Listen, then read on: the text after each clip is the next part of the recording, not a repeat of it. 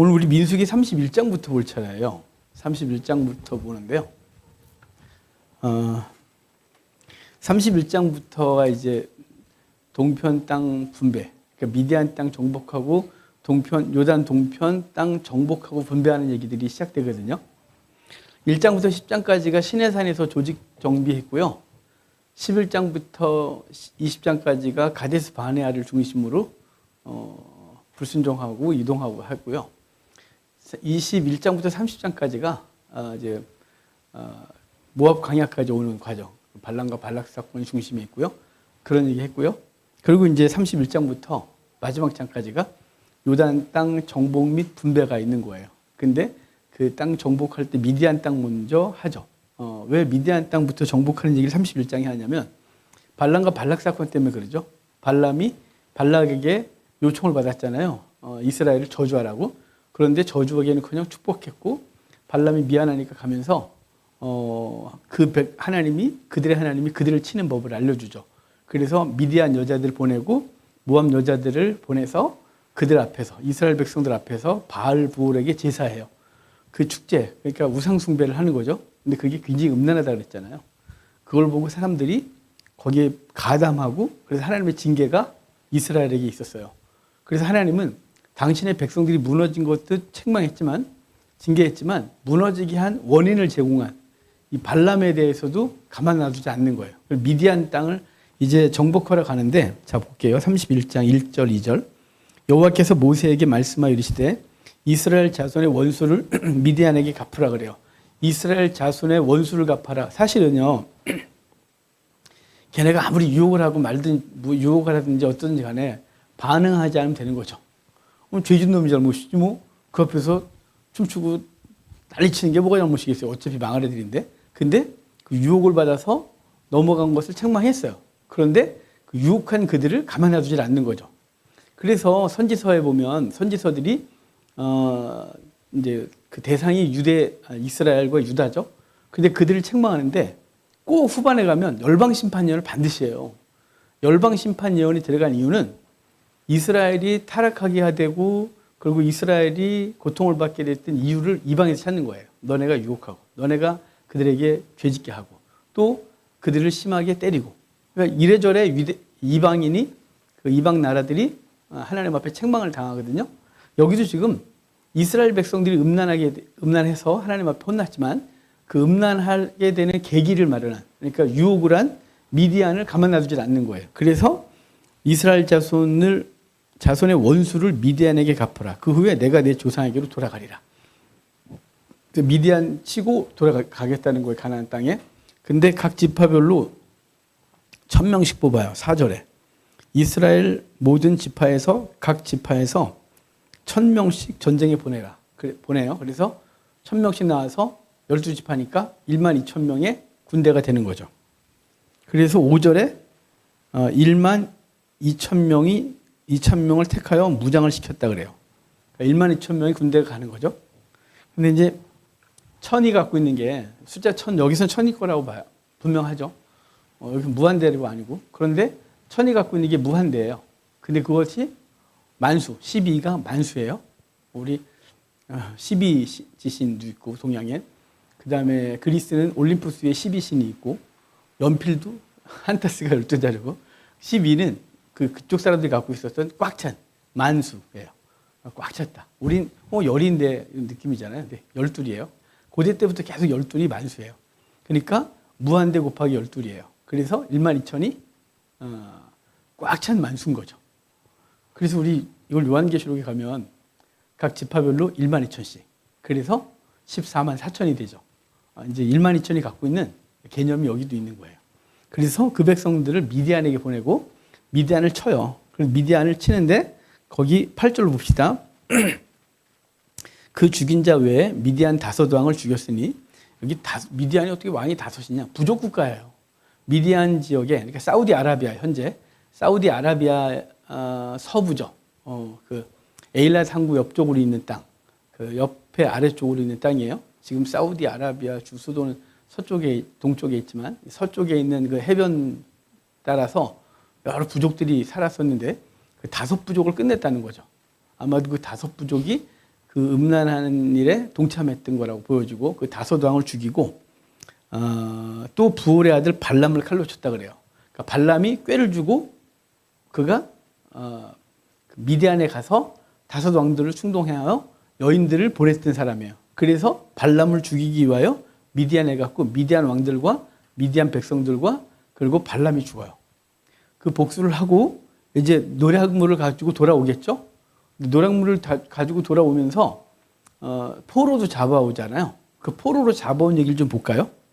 거기 15절부터 봅시다. 모세가 그들에게 이르되 너희가 여자들은 다 살려두었느냐.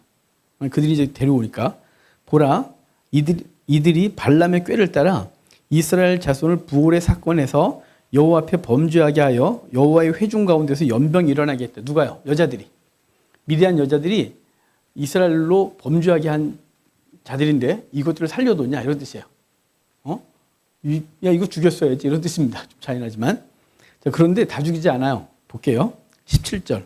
그러므로 아이들 중에서 남자는 다 죽이고 남자와 동침하여 사내를 아는 여자는 다 죽이고 남자와 동침하지 아니하여 사내를 알지 못하는 여자들은 다 너희를 위하여 살려둬라. 자, 지금 죽일 사람과 살릴 사람을 구분하죠. 남자는 사내 아이들도 다 죽여야 돼요. 왜냐하면 이것들이 미디안의 후손이고 얘네들이 성장하여 미디안의 계보를 따라갈 거니까 죽여라. 이 여자는 남자를 아는 여자는 다 죽이고 그러니까 남자와 경험한 여자는 다 죽이고 경험이 없는 여자는 살려두어 너희들의 첩으로 삼든지 알아서 해라. 해요. 자, 그러면 남자와 경험하고 남자를 아는 여자는 다 죽여라. 이게 무슨 뜻이냐면 그 속에 이제 임신하는 여자도 있지 않겠어요? 죽여야 되는 거예요. 그러면 너무 잔인하다 싶은데 이 여기가 말하는 게 뭐냐면 그 왜 남자를 경험한 여자는 다 죽이냐면 미디안 그 여인들이 그 우상숭배하러 가게 되면 우상숭배 때 그 여인들은 우리가 생각하기는 순결하지 않아요. 여인이 아무리 그래도 그렇잖아요. 근데 이거는 우리가 갖고 있는 21세기 기준으로 봐서 순결하지 않다, 순결하다가 결정하는 게 아니에요. 신전에서 몸을 드린 건 신을 위하여 드린 거라서 이게 우리가 생각하는 일반적인 창녀가 아닌 거예요. 신에게 자신을 드린 거죠. 그러니까 남자를 알았다 이 말은 그 여인이 미디안이 섬기는 신, 그 신에게 자신을 헌신한 거죠. 그랬던 사람들은 다 죽이라는 뜻이지 왜 순결한 여자는 살려두고 불결한 여자는 죽여라. 남자를 알면 뭐 결혼한 사람 다 죽이고 거기에 포함된 게 그 바탕에 깔린 게 미디안 그 우상숭배 그 여기 우리 이스라엘 백성들을 음란하게 할 때 그 동참했던 여인들은 이미 성인이죠. 그리고 신에게 자신을 바쳤던 여인들인 거죠. 단순히 결혼했다 안 했다를 넘어선 거예요, 이건. 그래서 그 여인들은 죽여라. 왜냐하면 그 여인들은 신을 알고 그 우상숭배를 이미 기본으로 하고 있는 거죠. 그래서 그 여인들이 이스라엘 안으로 들어오면 그 여인들이 갖고 있는 게 뭐예요? 우상이죠.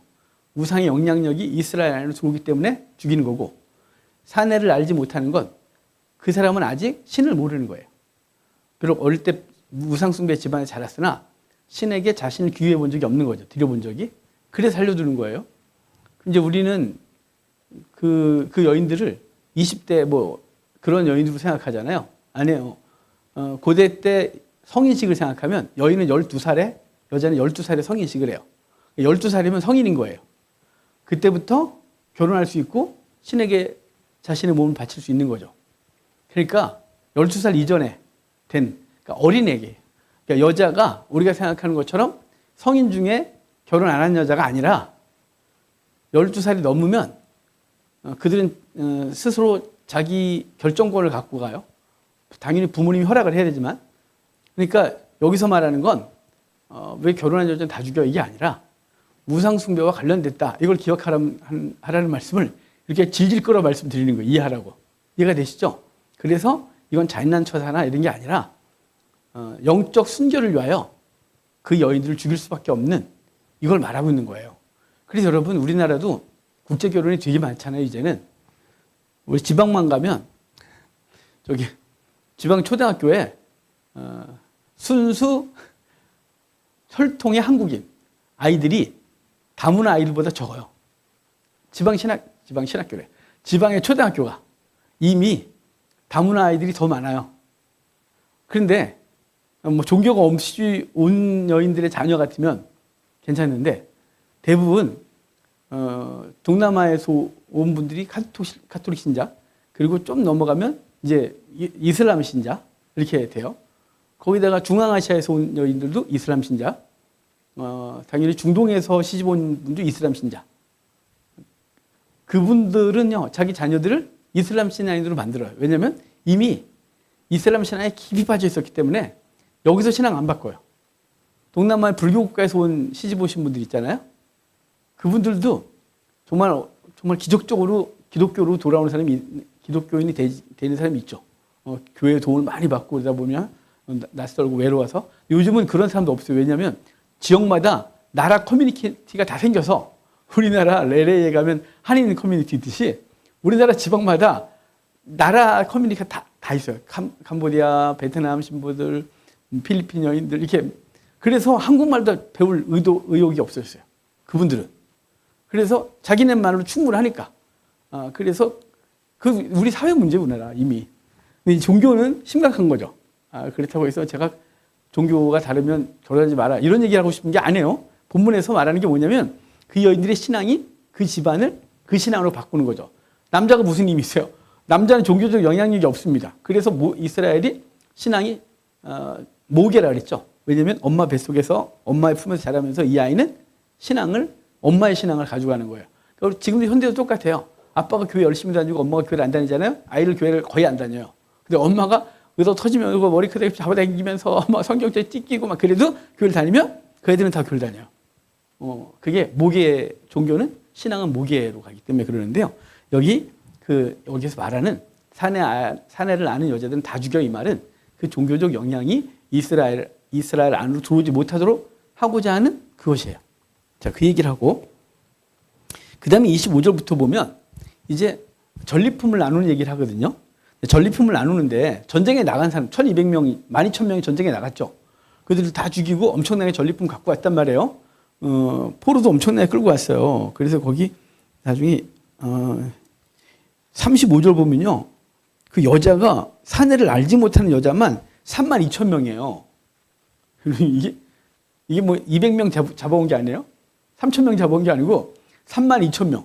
그러니까 사내를 알지 못하는 여자가 다 죽이고 선별한 여자만 32,000명. 엄청나게 잡아왔죠. 재물도 엄청나게 갖고 왔겠죠. 그런데 거기 28절 봅시다. 27절 봐야 돼요. 전쟁에서 전리품을 갖고 온 사람들 다 지가 갖고 싶겠죠? 근데 그것을 백성들과 전쟁에 나간 사람과 그렇지 않은 사람들이 나눠 갖게 했어요.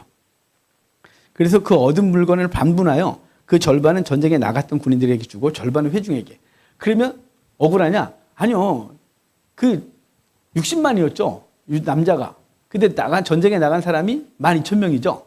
그럼 12,000명은 50%를 지가 갖고 50%를 그 60만에게 준 거예요. 네? 59만이죠. 대략. 그러니까 그 사람들은 전쟁에 나간 사람이 이만큼 가졌다면 나가지 않은 사람들은 50분의 1? 뭐 이렇게 조금 받은 거예요. 그래서 어찌됐거나 그 전쟁의 승리의 기쁨을 함께 나누는 거예요. 또 전쟁에 나간 사람만 전쟁한 게 아니죠. 그들을 위하여 기도하고 걱정하고 또 물자 지원하고 등등 하지 않았을까요? 어찌됐거나 그 전쟁의 기쁨을 나누는 거예요. 우리가 하나님의 나라를 세워가는데요, 뭔가를 우리가 열심히 나누잖아요. 열심히 해서 뭔가 승리를 거뒀다 칩시다. 그 성과는 한국교회가 함께 나누는 거죠. 그래서 교회는 교회 재정이 들어오면 그것을 여기만 쌓아두는 게 아니에요. 이 재정이 반드시 흘러서 주변 교회와 함께 나눠야죠. 그런 걸 잘하고 있어요. 그래서 한국교회가 그래도 그렇게 못되지는 않았거든요. 어찌됐거나 교회가 버거울 정도로 흘리죠. 그게 그 전리품을 나누는 느낌인 거예요. 우리 삶도 똑같아요. 우리 삶도 하나님께서 주신 재물을 10분의 1을 하나님께 드리죠. 그리고 그 10분의 1은 하나님의 나라를 위해 써요. 이슬람 애들은 10분의 1은 신에게, 또 10분의 1은 이웃에게 스스로 구제해요. 이슬람이 우리가 욕하지만 걔네가 재정은 우리보다 훨씬 더 재정적인 헌신을 하는 거예요. 10분의 1은 신에게, 10분의 1은 이웃에게. 여러분, 이게 바로 오늘 전리품을 나누는 느낌인 거예요. 또 28절 보면 전쟁에 나갔던 군인들은 사람이나 소나 나귀나 양떼의 500분의 1을 여호와께 드리고, 500분의 1을 여호와께 드려요. 그래서 500분의 1은 누구한테 가는 거냐면 29절에 제사장에게 주는 거예요. 와, 제사장 엄청나게 많이 받았겠죠? 그 제사장은 부자예요. 그 당시 제사장이 많긴 합니까? 아론과 그 두 아들인데 그 전리품의 500분의 1을 제사장이 다 가져갔어요. 그 다음에 30절에 또 이스라엘 자손이 받은 절반. 자, 군인들의 500분의 1은 제사장에게 줬어요. 그럼 백성들이 받은 거 있죠? 아까 반. 그것에 또 50분의 1을 가져다가 여호와의 성막을 맡은 레위인에게 주래요. 왜 군대 건 500분의 1이고 백성들 건 50분의 1일까요? 어찌됐건 백성들도 백성들이 받은 것에서 50분의 1은 그 500분의 1보다 더 많죠. 그죠? 500이 더 많아요. 그러면 안 돼요. 500분의 1, 50분의 1. 그러니까 군대가 전쟁에 나간 사람들은 반을 이미 줬잖아요. 백성들에게. 그리고 거기서 또 500분의 1을 떼어서 제사장에게 주고, 백성들이 받은 거 꿀떡 먹는 게 아니라 또 그것에 대한 감사를 50분의 1을 떼어서 이걸 레위인 숫자가 되게 많죠. 그 레위의 후손들이 다 하니까 그들에게 주어 그들이 그 기쁨을 또 받게 하는 거죠. 그래서 그 전리품을 함께 나누고 그 여인들도 그 전리품으로 백성들이 이제 소유하게 돼서 전쟁의 기쁨을 누리는 걸 얘기를 하고 있는 거예요. 자, 32장 볼까요? 하여간 31장은 미디안 땅 정복하고 그 땅에서 얻은 전리품들을 나누는 그 얘기를 해요. 승리의 기쁨이 나누어지는 거예요. 32장 봅시다. 32장은 이제 요단강 땅 동편을 정복하고 분배하는 얘기가 있는데요. 거기 정복했는데 1절 볼까요? 루벤 자손과 갓 자손은 심이 많은 가축대를 가졌더라. 그들이 야셀 땅과 길르앗 땅을 본즉 그곳은 목축할 만한 장소인지라 그래요. 그러니까 이 32장 시작하면서 그 요단강 동편 땅에 사해부터 해서 저 갈릴리 옆쪽까지 그 땅을 보니까 너무 좋은 거죠. 목축하기에. 왜냐하면 지금 가면 이스라엘보다 그 땅이 못해요. 요르단 땅이 이스라엘보다 안 좋아요. 왜냐하면 서쪽에서 비구름이 쭉 오다 보면, 자, 서쪽에서 쭉 오면 당연히 이스라엘 땅에 먼저 쏟고 그 다음에 유대 산지를 넘어간 구름이 요르단 산지에 뿌리거든요. 당연히 땅이 이스라엘 땅이 훨씬 좋죠. 근데 얘네들이 이스라엘 땅에 못 가봤잖아요. 못 가봤는데 광야 살다가 요단강 동편 땅을 정복해 보니까 너무 좋은 거예요. 와, 여기 농사 짓기 좋아. 와, 쫙 펼쳐진 그 평야. 거기서 양들이 확 풀 뜯는 거 보더니 홀딱 반해서 그 땅을 우리에게 먼저 주시죠. 이렇게 말한 거예요. 얘네 둘이. 여기 르우벤과 갓 조선이. 나중에는 므낫세 2분의 1. 므낫세 지파 중에 반이 또 그 땅을 달라 그래서 르우벤, 갓, 므낫세 2분의 1 땅이 그 땅을 분배받아요. 근데 초기에는 처음부터 허락받은 게 아니에요. 이 얘기를 들은 모세와 그리고 그 백성들이 갑자기 난리가 나는 거죠. 왜냐면 전체가 가나안 땅에 들어가 싸워도 될까 말까인데 분위기 깬 거잖아요. 우린 요단강 안 건너가고 여기 있을래요. 그러면 나머지 기분 좋겠어요? 그렇잖아요. 돌격 앞으로 하는데 잠깐만요. 전 여기 있을래요. 그럼 얘는 혼나야죠. 돌격 앞으로는 죽을지 살지 모르고 돌격을 해야 되는데 두 지파가 여기 있을래요. 여기 양칠래요. 우리가 여기서 집 짓고 살고 싶어요. 라고 하니까 자, 모세 얘기 볼까요? 자, 6절. 모세가 갓 자손과 르우벤 자손에게 이르되 너희 형제들은 싸우러 가거늘 너희는 여기 앉아 있고자 하느냐? 너희가 어찌하여 이스라엘 자손에게 낙심하게 하느냐? 그러는데요. 이 뒷얘기가 12명의 정탐꾼이 40년 전에 12명의 정탐꾼이 가나안 땅에 들어갔다가 돌아와서 10명이 부정적인 얘기를 한 것 때문에 이스라엘 전체가 그것에 영향을 받아서 못 들어가겠다고 징징거리는 바람에 가지 마. 그래서 38년을 가데스 바네아에서 돌다 죽었단 말이에요. 그 얘기를 뒤에 하는 거예요. 너네가 낙담케 해서 또 과거에 그 죄를 또 짓게 하느냐라는 거죠. 그러니까 그 두 지파가 말한 것은 이스라엘 전체로 낙담하게 하는 말이 있단 말이에요. 그러니까 심각한 거죠. 여러분, 제가 그러잖아요. 주의를 하다 보면 적극적 방해자가 있고요. 소극적 방해자가 있다고. 이 적극적 방해자는 도리어 그거 안 된다고 막 소리를 질렀기 때문에 도리어 가고자 하는 사람들이 의지를 더 불태워요. 근데 소극적 방해자 있죠. 이 말도 안 하고 저 말도 안 하고 자꾸만 뒤에서 계속 발목 잡고 있는 거 있었어요. 그래서 분위기 깨고 같이 가자 그랬다 그래놓고 안 가고 뭐 이런 거 있잖아요. 그래 뭐 하자 그랬는데 그래놓고 안 하고 그럼요 맥이 팍 뽑아져요. 그게 신약에 와서 누가 그랬냐면 디모데가 그랬어요. 아니시고 마가가 죄송해요. 1차 전도여행 때 바울하고 바나바가 갈 때 마가 데려가잖아요. 마가가 소아시아 거기 이제 터키 남부에 도착하고 아탈리아 항구에 거기서 시리아 안디옥으로 비시디아 안디옥으로 넘어가야 되는데 타우루스 산맥이 해발 3,000m 정도 되는데 그걸 넘어가려다가 삼촌 나 집에 갈래. 그래가지고 마가가 가는 바람에 바울하고 바나바가 당황스러웠을 거예요. 왜냐하면 자기는 조수로 따라갔던 거거든요. 젊은 마가가 제가 다 다니면서 일본말로 시다바리 제가 할게요. 저기 밥도 제가 하고 그냥 무거운 거 제가 들어드리고 제가 좀 도와드릴게요 그랬는데 갑자기 가버린 거예요. 분위기가 깨졌죠. 2차 때 바울하고 바나바하고 대판 싸웠대요. 마가 때문에. 그래서 그대로 갈라지잖아요. 니하고 다신 상종하네. 이래갖고 바나바하고 바울하고 갈랐어요. 마가 때문에. 자, 지금 이 가짜선과 르우벤 자손은 이스라엘이 앞으로 가고자 하는 것을 분위기를 깨고 있는 거죠. 그래서 심각해진 거예요. 그런데 그들이 이제 그것에 대해서 말을 해요. 자, 여기 18절부터 볼까요? 17절부터 봅시다. 이 땅에 원주민이 있으므로 우리 어린아이들을 그 견고한 성읍에 거주하게 한 후에, 그러니까 우리 여자와 아이들은 여기 남겨두겠습니다.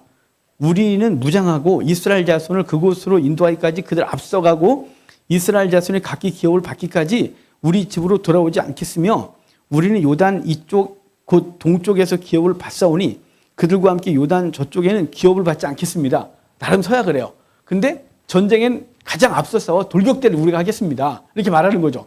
지금 처자식 다 여기 있으니까 우리 앞에 달려가기 좋아요. 남들은 처자식 다 데리고 다녀야 되잖아요. 근데 우리 두 지파가 앞서 싸우겠습니다. 그리고 요단강 건너편에선 땅을 안 받겠습니다. 그리고 다 정복할 때까지 우리가 다 싸우고 정복 끝나면 돌아가겠습니다. 그러니까 그건 또 괜찮네. 이래갖고 허락을 해서 그 땅에 남는데요. 자, 그 땅에 남는데 갑자기 없던 애들이 탁 꼽살이 껴요. 이거 오늘 오후 예배 자꾸 이렇게 이상한 일본말을 쓰고 표준어를 안 쓰고. 자, 33절 봅시다. 모세가 갓 자손과 루벤 자손과 요셉의 아들 므낫세 반지파에게 얘네가 갑자기 등장해요. 그러니까 얘네도 우리도 그럴게요. 그래갖고 므낫세 반이 남아요. 므낫세 2분의 1은 뭔 소리야? 우리는 약속의 땅으로 갈 거야. 아니야, 이 땅, 난 우리 여기 살래. 그래갖고 므낫세 반지파, 갓지파, 르우벤 지파가 요단강 건너편에 있게 되거든요. 여러분, 이들이 한편으로는 되게 지혜로워 보여요. 왜냐하면 떼거리를 정복해놓고 딱 줬잖아요. 그리고 이들이 초기에는 되게 안정적이죠. 당연한 건 이미 정복하고 다 땅을 뺏은 상태에서 들어왔으니까 쉬워 보여요. 그리고 목축하기 좋은 땅이 맞아요. 이스라엘 요르단이 밀과 보리가 잘 자라요. 물을 많이 먹는 식물이 아니니까. 그리고 이 므낫세 반지파가 맡았던 길르앗 땅은 나무도 무지하게 잘 자라요. 그러니까 평진, 그렇게 높은 산이 없어요. 거기는 평지인데 숲이 빼곡해요. 지금도 가면. 근데 게다가 상수리 나무죠. 그래서 지금은 상수리 나무 다 베버리고 돈이 안 되니까 우리가 도토리 먹지만 걔는 도토리 먹지도 않으니까 다 베버리고 거기다 올리브 나무, 오렌지 나무를 심어서 과수원이 쫙 펼쳐져 있어요. 그 땅이 되게 좋아요. 이 길라 땅이 되게 좋은데 거기가 좋으니까 여기가 좋사오니 그래서 정착했지만 시간이 지나면 어떻게 된다고요? 얘네가 이스라엘의 정체성을 잃어요. 하나님이 약속한 땅, 요단강 건너편 그 땅이 맨날 전쟁이 벌어지고 살기 팍팍하지만 그 땅이 있어야 됐는데 이들이 안 넘어가는 바람에 그 왕정시대로 가면 점점점 이 땅은 이스라엘 땅인지 이방 땅인지 헷갈리기 시작해요. 여기는 이미 혼합되기 시작하는 거죠. 여러분, 그러니까 하나님 우리에게 이스라엘 땅, 거기 그 땅이 아니면 딴 땅이 다른 땅의 삶이 훨씬 풍요로워 보여도 거기를 탐하지 마십시오. 그냥 내게 주어진 그게 내게 주어진 삶의 영역이라고 믿거든. 그 땅에서 하나님의 일을 감당하는 거예요. 그게 우리의 복이에요. 제 얘기를 좀 드리면 저는 시골에 요만한 코딱지만한 집 하나 있으면 좋겠다고 맨날 생각하거든요. 가끔 그러니까 이제 친구하고 만나면 시골에 너가 땅 사라. 그럼 나 거기 컨테이너 하나 갖다 놓을게. 맨날 농담해요.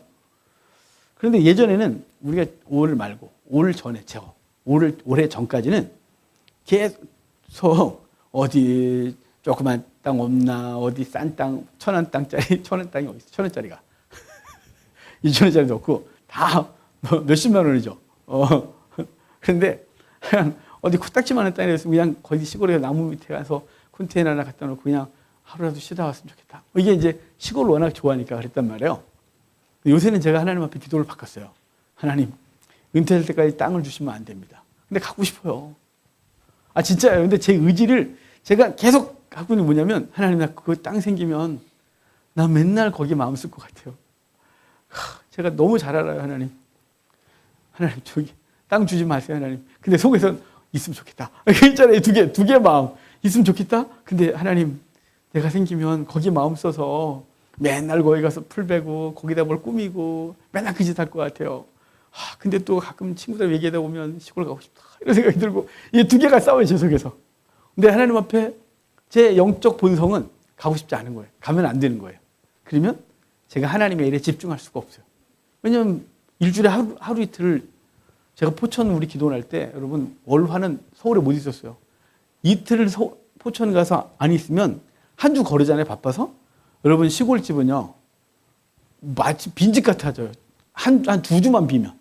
그러니까 매주 가서 풀 베고 환기시키고 청소도 하고 주변 이렇게 낙엽 쓸고 해야 거기 사람이 산다고 느끼죠. 한 2주만 안 가잖아요.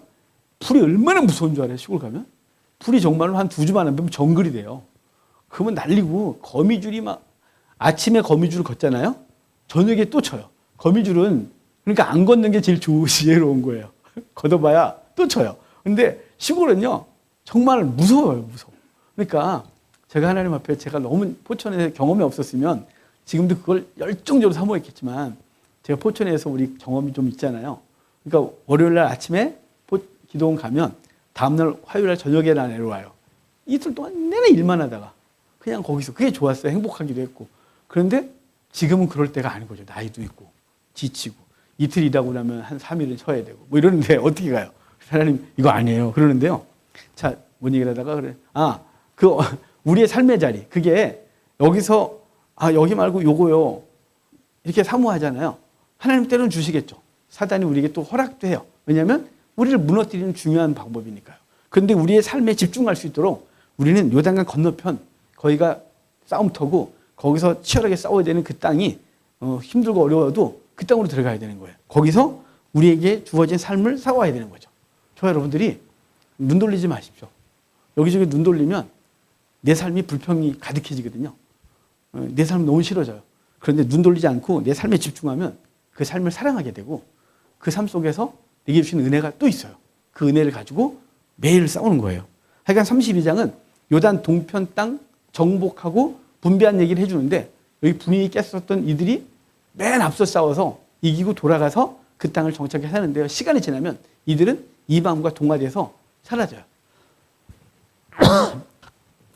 그러니까 우리에게 약속한 땅, 하나님 약속한 땅이 서쪽은 지중해, 동쪽은 요단강이거든요. 요단강 건너편은 약속하지 않았어요. 그런데 그 땅이 좋아 보여서 주지파반이 먼저 거기 정착을 했고 그 정착한 친구들은 후에 시간이 지나면서 망가지게 된단 말이에요. 자, 33장 가볼까요? 33장은 이스라엘 백성들이 애굽에서 출발해서 가나안 땅까지 들어가는 여정을 쭉 쓴 거예요. 이건 안 봐도 돼요. 34장 가나안 땅 경계. 서쪽으로는 지중해, 동쪽으로는 요단강, 북쪽으로는 하란강, 남쪽으로는 이집트강, 애굽강 이렇게 되어 있는데요. 여러분 이스라엘 지도가 이렇게 생겼어요. 흰 바탕에 위에 파란 선 한 선, 남쪽에 파란 선 한 선, 그리고 중간에 다윗의 별이 있어요. 근데 이게 뭘 의미하냐면 두 개의 강 사이에 있는 이스라엘 땅이에요.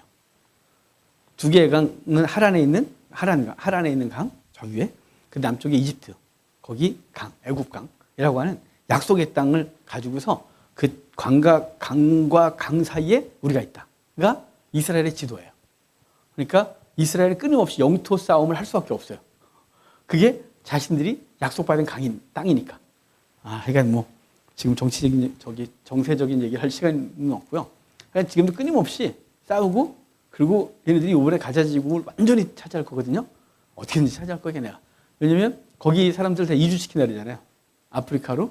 그 다음에 여기저기 땅 정해서 아마 그 땅을 내주는 나라에게 엄청난 경제적 지원을 해주겠죠. 그리고 가자에 있는 사람들 다 내보낼 거예요. 그거 안 나가면 계속 때릴 거고 정말 사람 지금도 못 살아요. 그 땅은 너무 불쌍하죠. 그 땅에 다 내보내고 그 땅을 다 차지할 거예요. 왜냐하면 얼마 있다가 이스라엘 나라를 회복할 거거든요. 지금 이미 붉은 암송아지 나왔고 붉은 암송아지가 초막절 올해 초막절에 태워져요. 그러면 정결수 만들고 그 정결수 만드는 것과 함께 제3성전이라고 지어질 거예요. 그래서 중동 발칵 뒤집어질 건데 그 전에 가자지구 정리하고 걔네가 그러고 있는 거예요 지금. 제가 무슨 예언자 같죠? 예언자가 아니고요.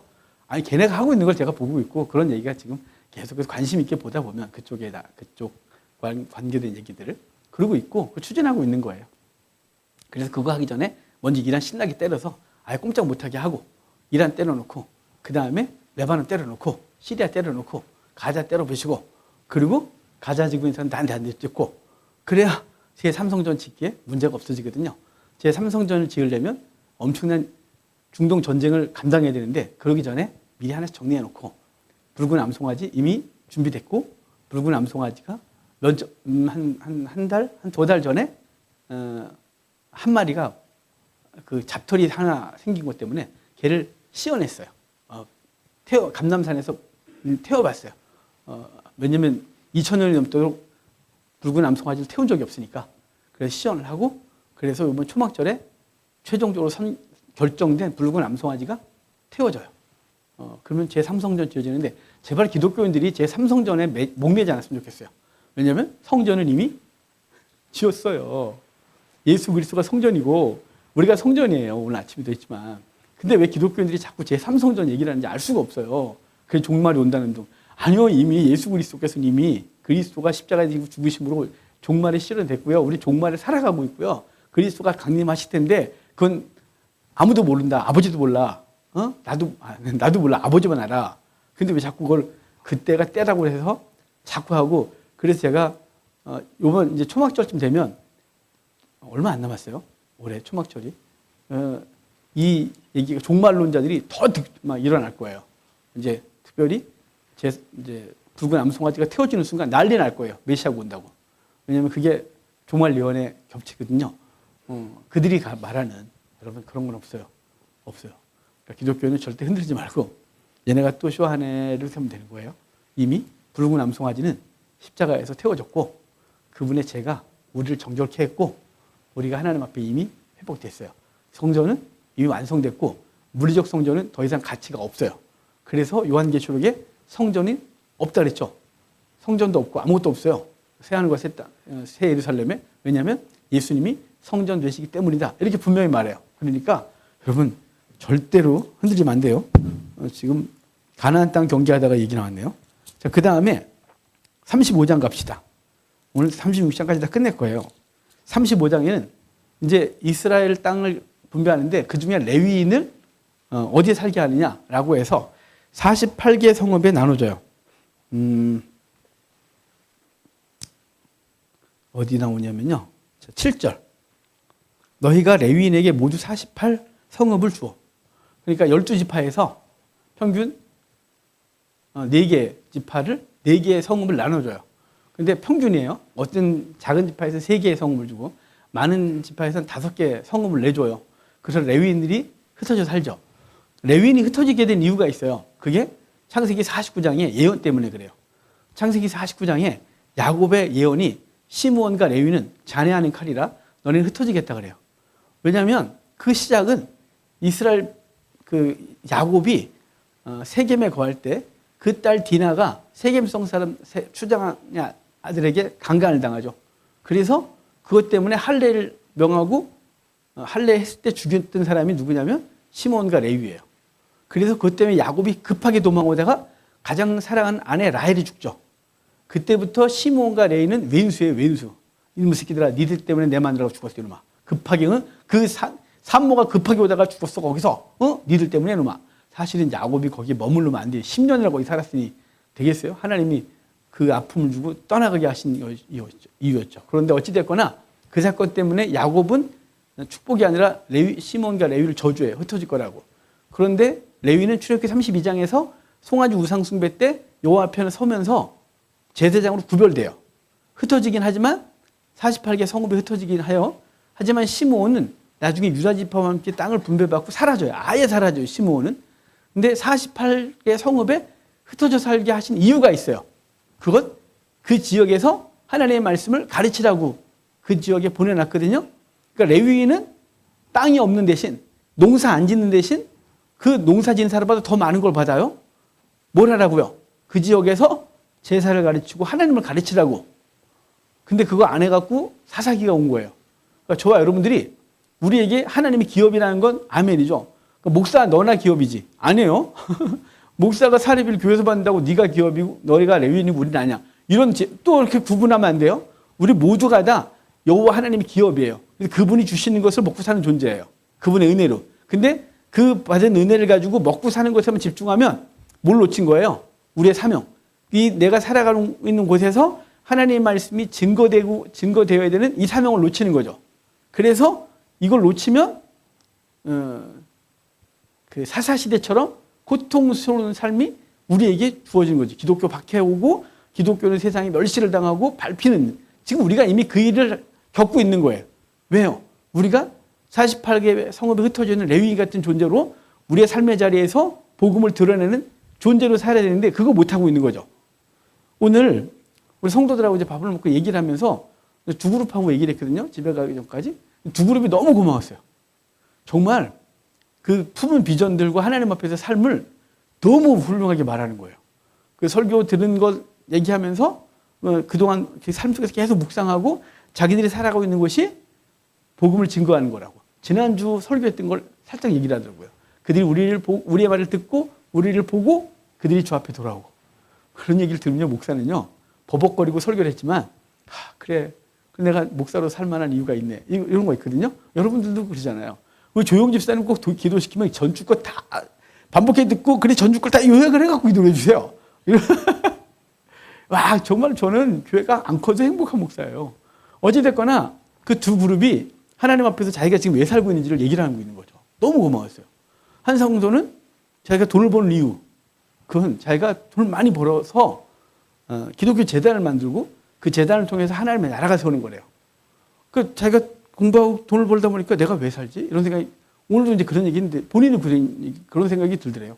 그래서 하나님 앞에 사명을 다시 받고 하나님 재단을 만들겠습니다. 그래서 자기 능력보다 더 과한 사업이 벌어지고 있고 돈을 벌게 하신 이유가 재단을 만들어서 기독교 재단으로 복음을 증거하는 걸 얘기를 하고 뭐 미국의 어떤 재단 얘기하면서 그 재단은 정말 했지만 거기 바닥에 복음이 없어서 그게 안타깝다. 복음이 있어야 되는데 복음 얘기를 하고 그 비전 얘기하고 또 건축하는 그 친구 얘기를 할 때 내가 그래서 건축을 하는데 교회 건축에 대한 얘기를 했더니 이미 자기가 디자인했던 걸 보여주면서 이렇게 그 나름대로 그 복음이 교회에서 예배당 건물이 단순히 어떤 건물이 아니고 그 복음이 드러나고 예배당에 들어오면 주님과 만나는 어떤 그 어떤 영적 감각들 이런 것 때문에 고민하고 그런 얘기를 하고 너무 좋았어요. 한쪽 그룹에선 삶에서 자기들이 왜 지금 이 일을 하고 있는지 주변 사람들이 자기들을 보면서 하나님의 그 믿는 사람은 더 믿음이 강해지고 그분이 한 말이에요. 떠나가신 사람들은 돌아오고 믿지 않는 사람들은 그리스도에 대한 예수님에 대해서 궁금해하는 게 자기들의 삶이다. 여러분, 저 오늘 몇 분하고 얘기를 하면서 너무 행복하다. 너무 좋다. 이런 생각을 했거든요. 그게 우리가 살아간 이유죠. 48개의 성읍에 우리의 삶에 흩어놓은 이유가 뭐예요? 삶의 자리가 다 달라요. 누군가는 정말 운 좋게 무지하게 좋은 땅 받았고요. 누구는 너무 재수가 없게 거친 땅을 찾았어요. 거친 땅에 받은 사람들은 쟤는 좋겠다 싶지만 거기서도 해야 될 일이 있거든요. 어차피 120년이에요. 기껏해야. 120년 그 사명 감당하는 영원한 땅에 갈 거거든요. 근데 우리는 이 땅에서의 가치가 다니까 비교하고 불평하고 좌절하고 원망하고 힘든 거예요. 너무 힘든 거죠. 왜 나한테 이런 삶이 있나 싶은 거. 그런데 하나님께서 우리 가운데 그렇게 허락을 했잖아요. 제가 그 레위기 제사제도 보면서 은혜 받는 얘기 들었죠. 저도 당연히 비교가 되지 않겠어요? 제가 개척하고 초기에는 개척 초기뿐만 아니라 이런 자랑하면 그런데 전사 때 들고 뭐 잘하는 걸로 다 잘했다 그랬어요.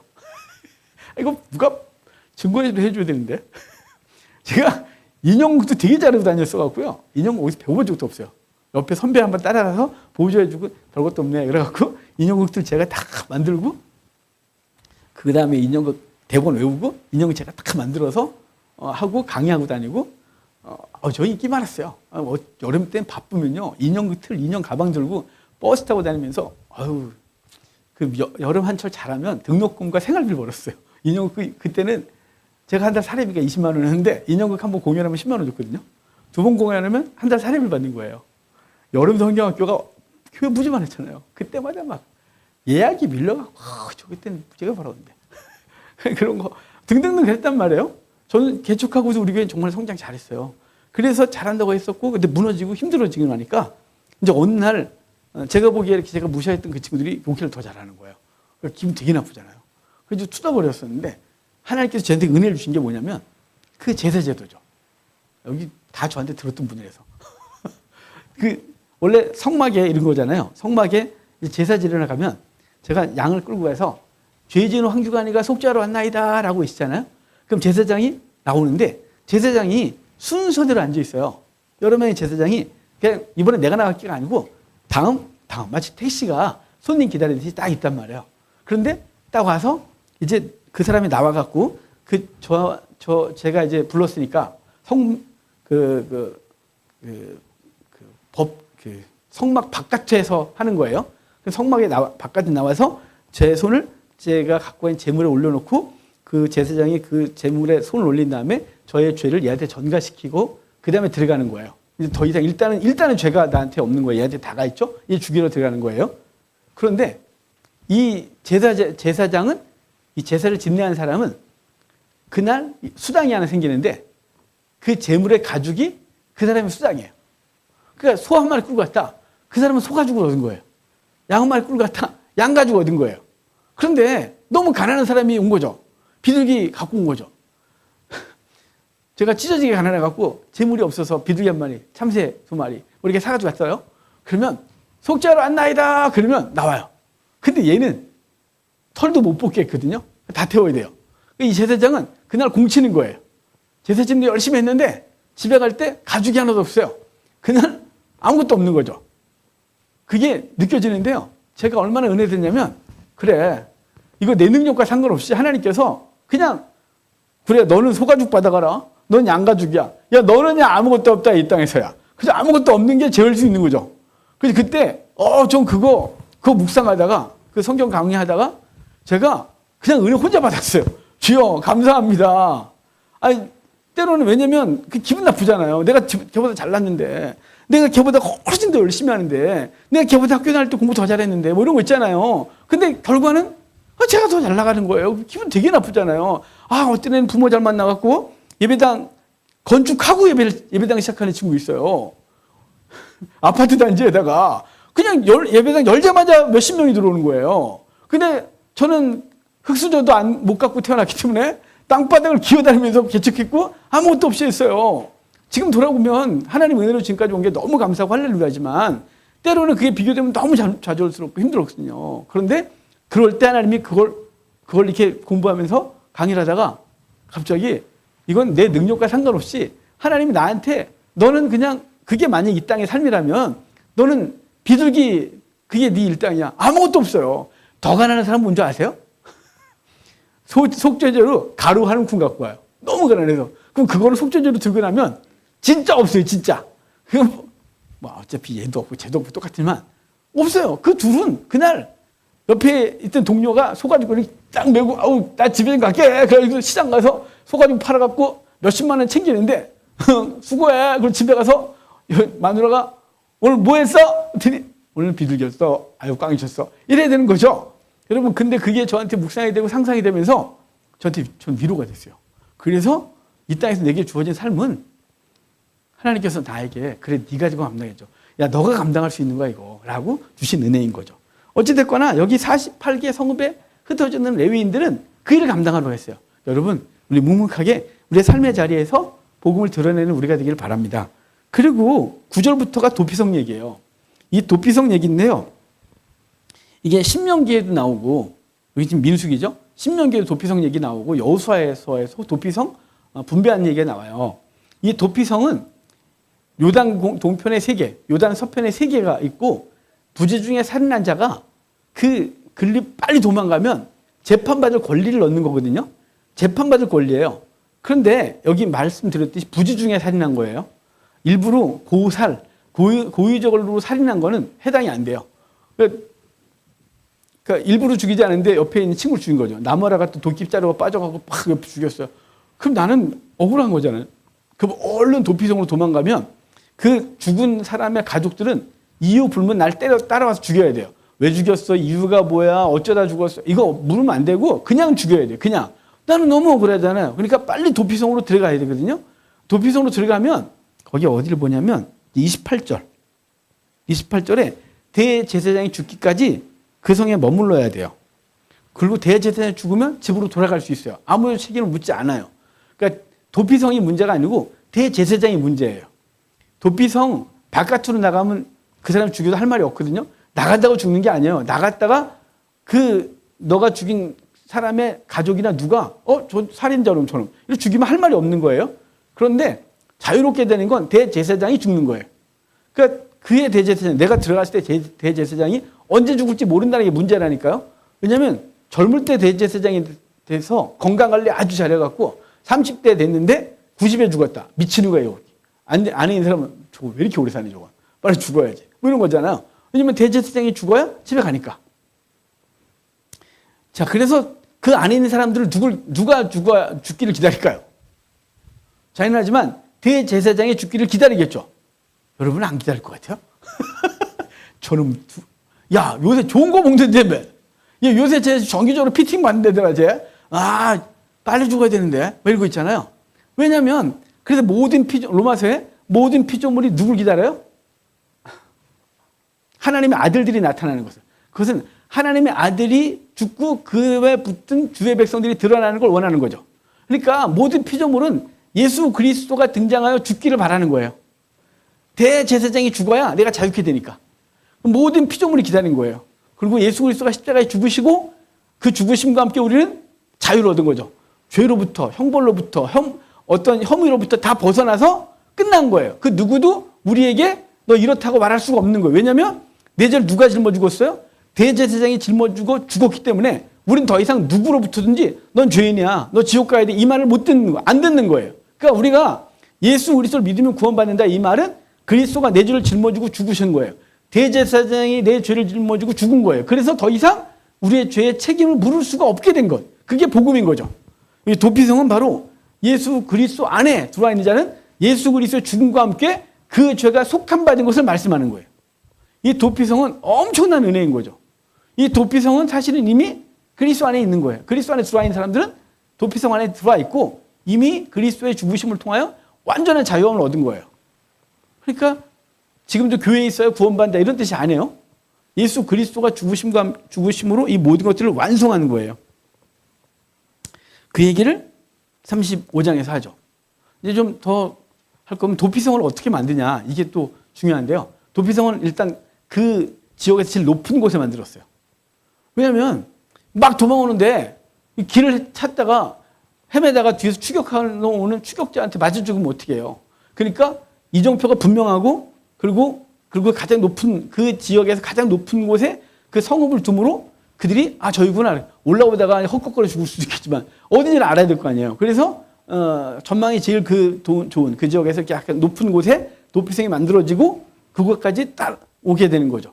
그래서 사는 거예요. 그러니까 저와 여러분이 뭐냐면 도피성으로 가는 안내자가 되는 거예요. 그래서 제가 이 도피성 묵상하다가 이런 생각을 해봤거든요. 못된 거, 놀부 같은 얘기. 그러니까 도피성을 가는 이제 이정표가 이렇게 돼 있어요. 이쪽으로 도피성이에요. 이렇게 딱 있었는데 갑자기 장난치고 싶어요. 그리고 이걸 이렇게 해놨어요. 그러면 막 오다가 일로 가? 이렇게 갔더니 엉뚱한 데 가는 거죠. 얘는 죽었어요. 얘는 일로 가야 되는데 일로 가다가 추격자한테 죽은 거죠. 분명해야 되는 거예요. 그래서 성도들은 복음의 가치관이 분명해야 돼요. 복음이 아닌 다른 것으로 이정표를 가지고 가면 그것으로 사람이 살고 죽는 거예요. 그러니까 교회는 오직 복음 외에는 그 어떤 것도 이정표가 되면 안 되는 거예요. 복음 외에는 없는 거예요. 복음, 예수 그리스도 외에는 그 어떤 것도 교회 내에서 주장되거나 교회 내에서 진리로 취급받으면 안 되는 거죠. 이게 딱 되어야 돼요. 그래서 그리 가야 되는 거죠. 근데 이걸 잘못하면 우리가 이 이정표를 우리의 생각과 우리의 철학과 우리의 가치관과 우리의 사상으로 만들어 놓으면 여기서 엉뚱하게 가는 거예요. 이단들이 그 짓을 했고 교회가 여기서 그러고 있고 문제인 거죠. 우리는 그래서 교회 내에서 오직 복음밖에는 외치면 안 되고 복음만이 우리 속에 있어야 되는 거예요. 이 복음이 이정표를 분명하게 하고 도피성으로 예수 그리스도로 가는 그 길을 제시하는 거예요. 그거 외엔 여기에 어떤 것도 첨부되거나 여기서 뭐 약간 비틀림 당하거나 돌게 한다든가 죽는 거예요. 그거. 자, 이게 35장 레위인의 성읍과 도피성에 대한 얘기예요. 36장에 이제 이 36장 얘기는요. 원래 그 26장에 그 슬로밧의 딸들의 문제 제기가 있었어요. 이제 인구조사하고 가나안 땅에 들어갈 생각을 하니까 갑자기 슬로밧의 딸들이 잠깐만 남자들 중심으로 땅이 분배된다고? 우리는 딸들만 있잖아. 우리 땅이 없는 거야? 그래서 문제 제기를 했고 딸들도 유산을 상속받을 수 있다는 결정이 내려졌죠. 그래서 그렇게 됐는데 시간이 지나고 나니까 뭐가 문제냐면 아니 유산받은 딸들 여자가 딴집하고 결혼하면 이 땅은 누구 거가 되는 거야? 라는 골치 아픈 문제가 생긴 거죠. 그래서 이 슬로밧의 딸들 문제는 26장에서는 그 딸들이 제기한 거고 오늘 36장에서는 므낫세 지파의 족장이 제시한 거예요. 므낫세 지파 족장이 생각해보니까 얘네가 옆에 뭐 예를 들어 유다 지파 남자하고 눈이 맞아서 시집을 갔다? 그러면 이게 지금 우리 땅이야 유다 땅이야? 이 골치 아파진 거죠. 그래서 다시 결정된 게 뭐냐면 땅을 상속받은 여인들은 그 지파 안에서만 결혼할 수 있다는 규정이 생기는 거예요. 뭐가 중요해서요? 땅이 중요한 거예요. 땅이 딴 지파로 가면 안 된다. 땅이 사람의 기준을 따라서 이 소유권이 막 바뀌면 안 되는 거예요. 땅은 누구 걸까요? 여인 거요? 아니죠. 여호와 거예요. 그래서 이 성경에서의 땅의 소유는 하나님 거예요. 하나님께서 그 지파에게 맡기셨고 그 지파가 그걸 책임져야 되는 거예요. 그래서 우리 그 단지파 같은 경우는 하나님 주셨는데 그걸 감당하기 어렵다고 버리고 딴 데로 가죠. 그래서 요한계시록 14장에 단지파를 빼버린 거예요. 힘들다고 버려? 너 나가. 그런 거죠. 그러니까 그 땅은 여호와 거예요. 그래서 팔고 사는 게 마음대로 될 수 없는데 살다 보면 내 맡은 땅이 감당 안 돼서 이제 빚을 지고 그러면 누구한테 뺏기겠죠. 근데 신년이 되면 신년 때는 모든 땅 주인에게 원래 땅 주인에게 돌려줘요. 왜냐하면 땅 주인이라고 해서 그 사람이 주인이 아니라 그 땅은 누구 거예요? 하나님 거. 하나님께서 그에게 맡겨주신 거. 이런 거죠. 그래서 이 땅이 다른 지파에 갈 수 없다라는 규정이 만들어진 게 36장에 슬로보앗의 딸들 문제로 제기됐던 것이 다시 그 므낫세 지파 족장이 이거 심각해요. 문제 다시 한번 좀 보완해야 돼요. 그래서 그 땅을 분배받은 여인들은 그 집안에서만 시집갈 수 있는 거예요. 그 지파 안에서만. 그래서 땅이 다른 지파로 가지 않도록 한다라고 하는 게 오늘 마지막 얘기인 거죠.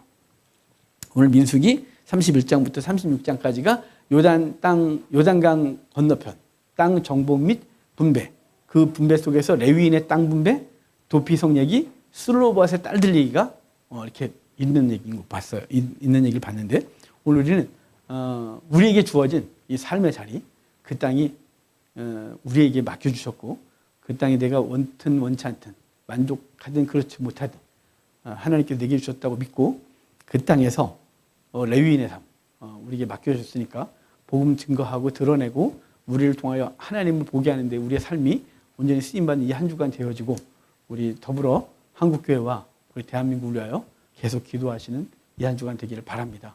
자, 기도하고 마치겠습니다.